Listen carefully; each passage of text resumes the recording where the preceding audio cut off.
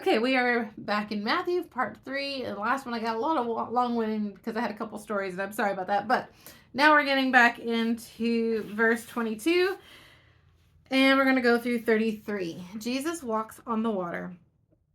Immediately, Jesus made the disciples get into the boat and go on ahead of him to the other side, while he dismissed the crowd.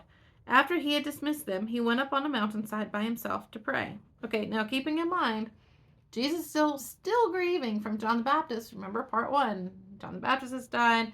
Part 2, now he's having all these crowds following him. They're in need. He has compassion on them. He feeds them. But he's still grieving. This is all still happening right after that news. So he lets the disciples go on ahead so that he can deal with this emotional part that is really wrecking his soul. So he needs that time. He needs to be refreshed in his spirit. So he sends them off so he can pray and kind of have his spirit refreshed. So after he dismisses them, of course, he goes up to the mountainside.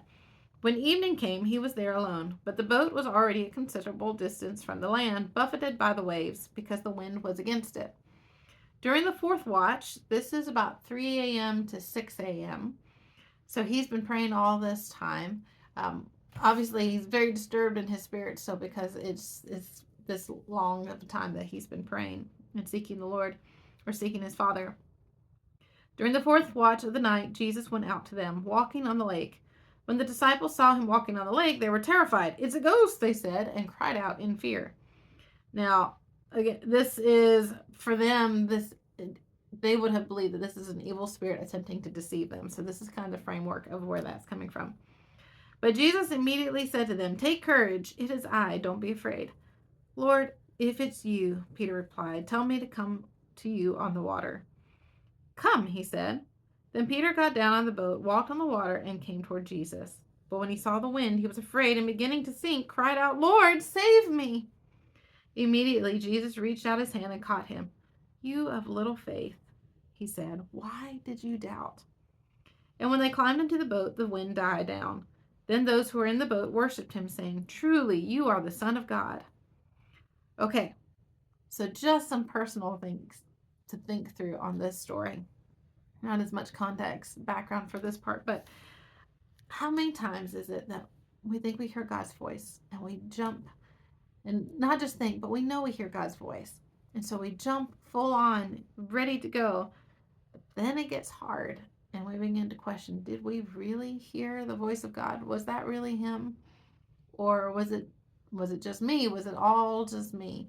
And then we question the trust. We look at everything else going on around, and we forget to listen and look for the voice that called us out in the first place, because we get distracted and look at the things that are not going well, the things that are scary and overwhelming, and we think it's intimidating and it's far bigger than us. Yet we don't turn to the very first voice that called us, and we don't push the stuff out of the way and say, "I'm not going to listen to the things that look intimidating and overwhelming. I'm just going to focus on the Lord no matter what, and he's going to guide me through all of this." So then we get to when they climbed into the boat. That's when the wind dies down. So up until, okay, so Jesus catches Peter. Peter says, of course, "Lord, save me." Jesus catches him and says, what did you doubt? So little faith.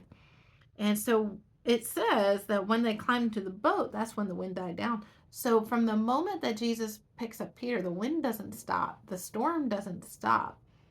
He now has to learn how to walk through the storm with Jesus the rest of the way back to the boat. We don't know how far away from the boat he got, but whatever the distance was, they still had to walk through the storm. While it was still howling, Jesus had to use that as a teachable moment to show him how to continue to walk this storm. The storm didn't stop the moment Jesus held on to him. Peter had to hold on to Jesus through the storm to keep his focus on Jesus, to learn how to make it through the storm without letting go and without getting distracted, to keep his eyes, to keep his focus on Jesus so that they could walk through the storm. So, and it also renews his faith and his confidence and all these things, because he's not sinking anymore. He's walking with Jesus on the water. And then, of course, as I said, as soon as they climb into the boat, that's when the winds die down. So, for personal application, those times that maybe you're in one right now where you feel like you've heard the voice of God and you've jumped out in faith, even when others are still in the boat and they're maybe looking at you like you're the one who's crazy, or maybe they think whatever you've seen or heard wasn't God and they question that. But you know that it was God. You've tested, you know his voice. So you jump out, and then everything started getting scary. But don't let that's around you stop you from moving forward in what God has called you to do. Keep moving towards him. And when you do, he will be able to guide you through the storm. Keep your focus on him, and you'll continue to walk by faith and in confidence to the places that he's trying to take you. So don't let it get you down. Just stay focused on him, and you'll walk right through it. So I hope this was an encouragement to you today, and we'll delve into the next part tomorrow.